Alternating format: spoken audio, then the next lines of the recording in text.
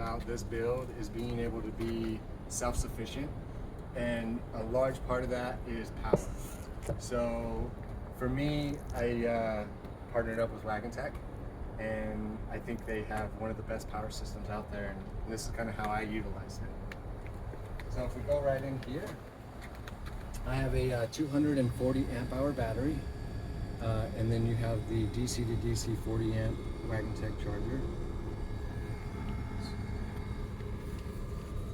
And then for that, it allows you to do solar and your alternator. So it's a pure DC to DC from both platforms or both power sources. So then what I did on top of that is for the solar, I went ahead and added in a parallel adapter. So that way I can run my 120 that's on top of the roof. And then I can also run a 100 watt foldable Wagan solar panel. So it's super easy, quick connects, don't have to really think about it, and just go to town. So all of that charges the battery, and then after the battery's charged, how do we use that power?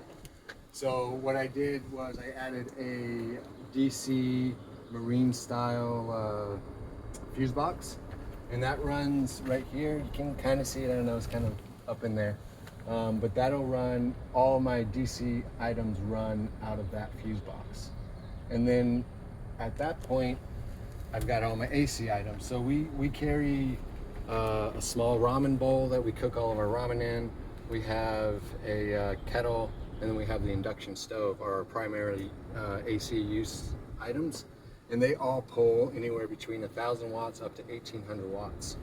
And to manage that, we went with the 2,000 watt pure line inverter from Wagan, and it has been working really, really well.